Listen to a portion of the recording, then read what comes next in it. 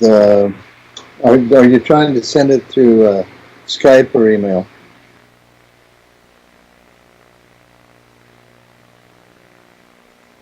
Well, let me see if I can get the.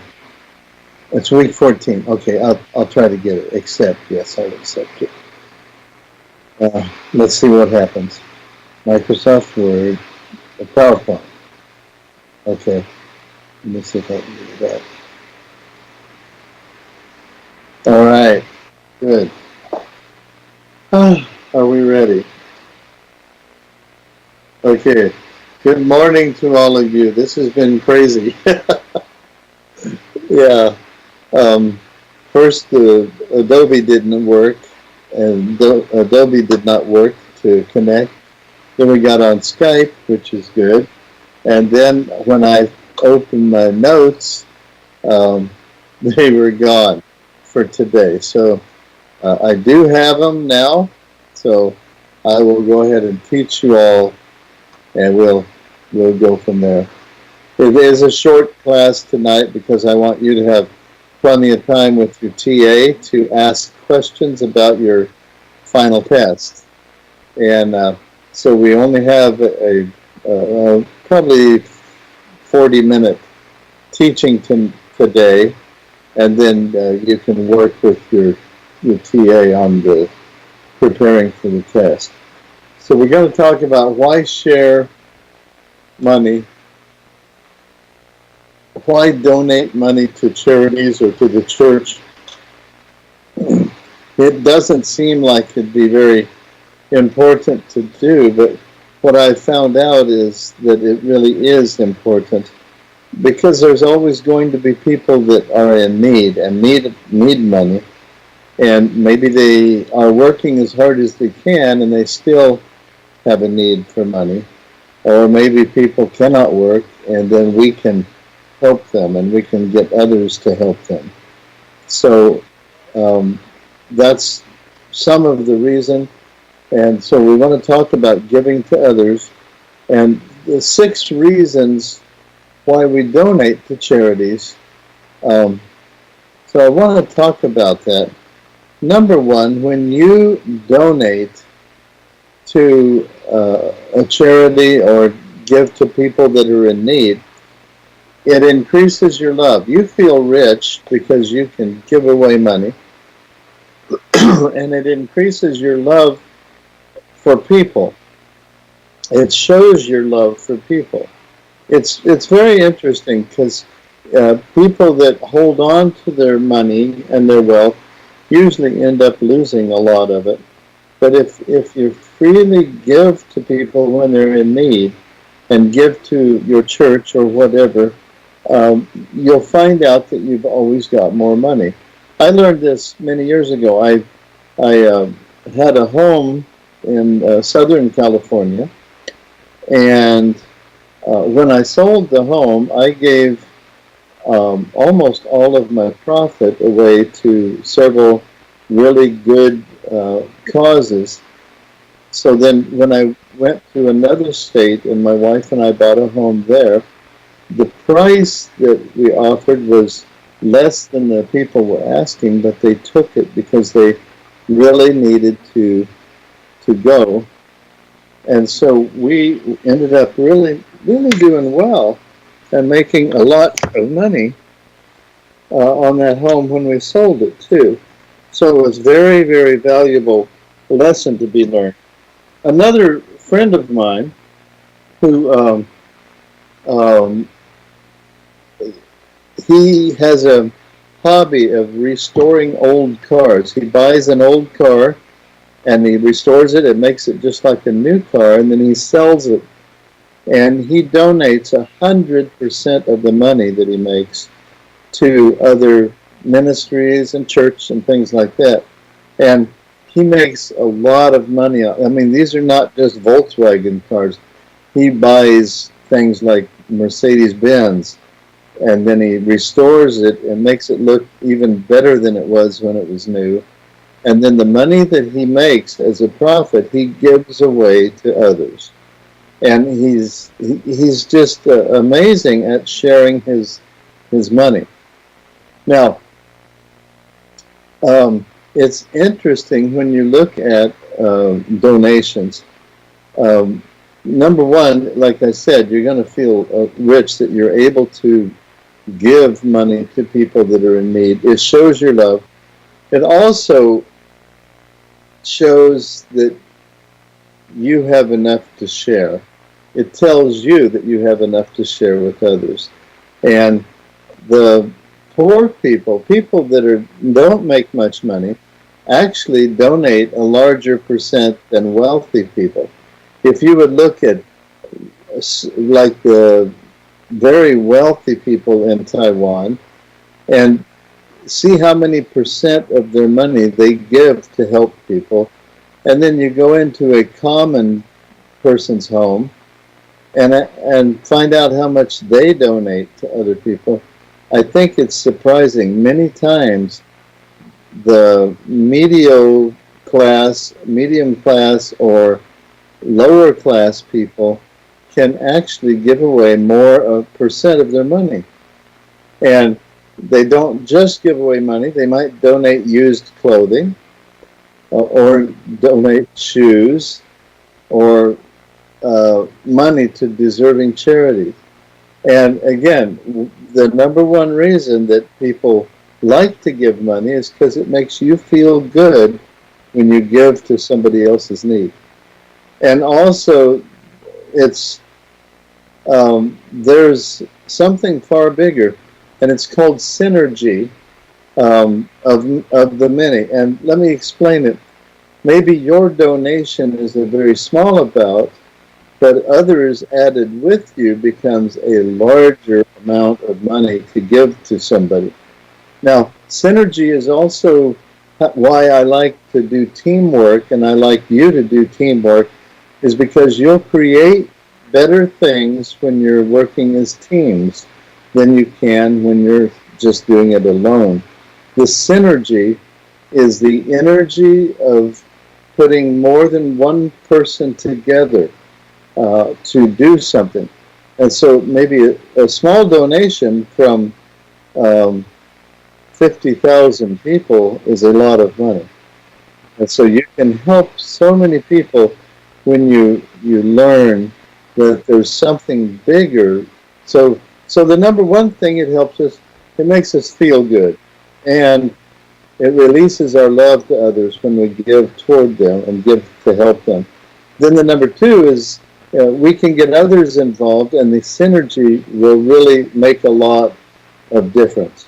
Number three is it's joining a cause. It's really interesting that, like research foundations for cancer need money, and people join the research foundation and actually donate their money, and they are helping to research cancer and how to get rid of it. Nonprofit organizations help different people groups, and a lot of times we can give our money to them. Now, I'll share a little bit later a very important reason why we want to get our money, but joining a cause is very important. You probably know people who run or bicycle in a race to support a cause close to their heart. If you feel passionate about something, you'll ride a bicycle and people will donate to you and you'll give it to that cause. So again, the number one reason you're going to donate and like to donate is you feel good and it shows your love. The number two is the synergy involved. Number three is that cause of joining a cause and helping out people through a cause. Then the next one is setting an example. Your donation is a little, but it gets huge as you set a good example and somebody else follows your example. Then, number five, a grateful heart is what happens when you donate to people's needs. It makes you grateful for the money that you have that you can share with others. As you donate, you feel like inside you would be going, how blessed am I to have a roof over my head and food to eat and wonderful parents and things like that as you're able to give to others. And we really are truly blessed. The people of Taiwan are a blessed people, and the people here in America as well. Now, another reason to give is it's a tax deduction, at least in the United States. When I give to people and to charities and to the church, the United States government lets me deduct the money that I give to those charities and the church from my taxes, so I don't have to pay tax at the end of the year if I'm giving enough of my money to people in need and to worthy causes. And we're actually giving to God when we're giving to other people. It's very important to realize you're not just meeting people's needs. God actually wants us to be his hands and his feet here on earth.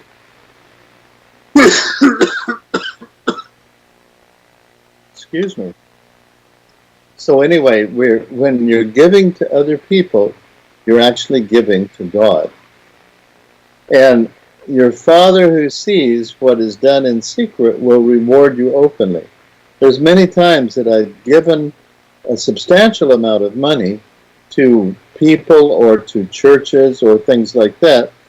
And what has happened as a result of that is that somehow it opens up a door from heaven to earth where you get blessed when you bless others.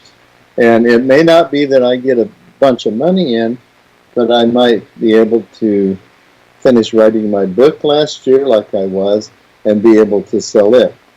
Oh, by the way, I'm working on publishing the book in Chinese, in Taiwanese Chinese. And so you'll be able to get a copy of that book next time my wife and I come to Taiwan, which hopefully will be fairly quickly.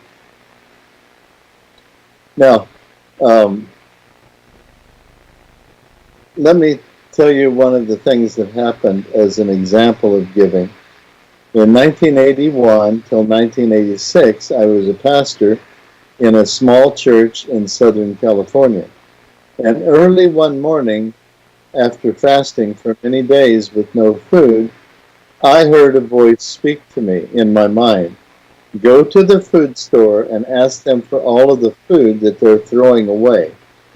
And so I went to the manager of a large food store, and I just said that. I said, I'm a pastor in the city here, and I believe that God spoke to me, and I need to ask you for the food that you're throwing away out the back door. And the manager responded to me very interestingly. She said, well, we can't give you the food because we're afraid we'll have a legal issue if somebody gets sick if they eat the food. And so I said, well, I'll have a lawyer draw up contract, and that anybody that receives the food from me, they won't be able to sue you for money if they get sick. And so we made a little paper that says I release all liability for any food I get that might make me sick, which it wasn't going to make them sick anyway. The food that we were giving away was very simple food, vegetables, but maybe the leaves were a little yellow instead of green, maybe a little yellow around the edges. And people in that city here in America would not eat that. So the store had to throw it away.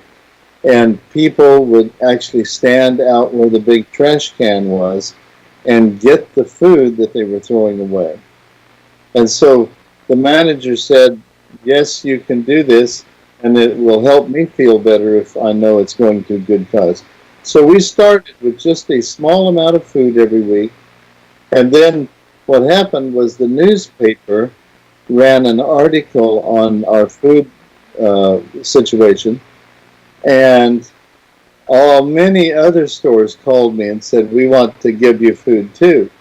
And so when we finished this thing, after 3 years of work there, we were giving away 5,000 pounds of food every week to people coming into the United States as guests or trying to live in the United States, people from Asia, many of them from Vietnam and Cambodia. And it was a refugee ministry that we were feeding over 1,000 families every week with the food that we could get. So it was very helpful to many people, but also it was just really exciting to see that kind of reaction and the ability to give away food. Now, another thing that I work in, I work as a volunteer with a group called Semper Fi Fund, and that means the Semper Fi money.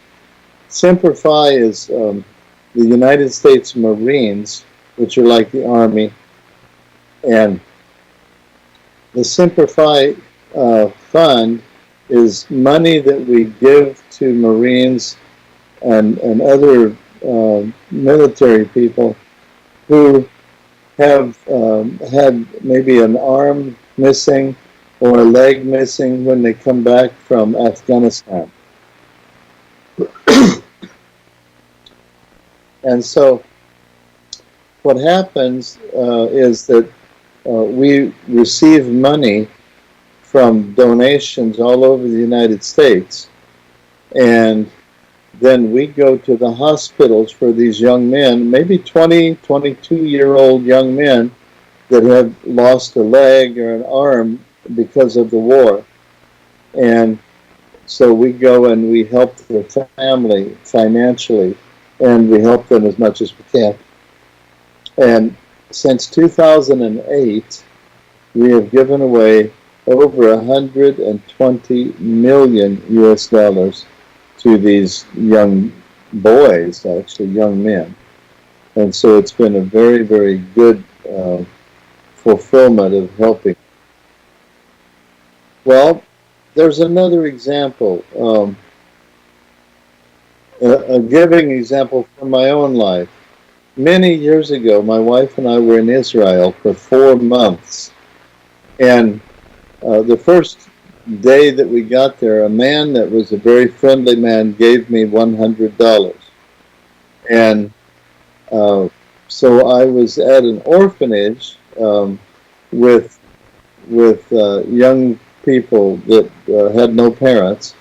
My wife and I were staying there. And very clearly I heard a voice in my mind say, give all of the $100 that you just were given. And I was thinking, wait a minute, that's a lot, I don't have any more money than that. And so I asked my wife, Vicki, I said, Vicki, would you please pray and see if we're supposed to give anything? And she came back in about 30 minutes and she said, I believe that you're supposed to give everything that you were just given.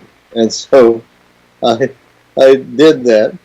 And when we got back to Jerusalem, which was about 30 miles away, we had only one little coin left in our pocket. We were totally out of money. And a man that was a friend of ours had left some money for us. So we gave away $100, but the money that he had left for us was $1,000. So it's amazing. I gave a small amount of money, $100, and in less than 2 hours after I gave that money, I was back in Jerusalem, and somebody had given $1,000 to help me. And so it was really an interesting thing. Well, that's all I'm going to speak about tonight. And what I want you to do as a class is to talk with your TA, and she'll coach you a little bit on how to prepare for the test. And I think you'll enjoy the test. It's not a hard test. And so please just enjoy the rest of your time here in class today, but then also know that the test will go well for you. And again, like I said before, you've got a great TA, and she's going to do a good job. Now, I'm looking forward to hearing all the good reports about you. And also, I'm looking forward to the next time I can come to Taiwan. And we will have our book in Chinese at that point, so we can go on a book tour and go all over the islands and distribute books. So I will see you the next time. You have a great, well, no, I won't see you the next time, but I'll hear about how you did on your tests. And remember that the two main reasons that I'm in this teaching mode with you, the first reason is Yesu ai ni men, and then the second reason, Wo ai ni men. Sandi Jufuni. Okay, see you later. Okay, bye-bye.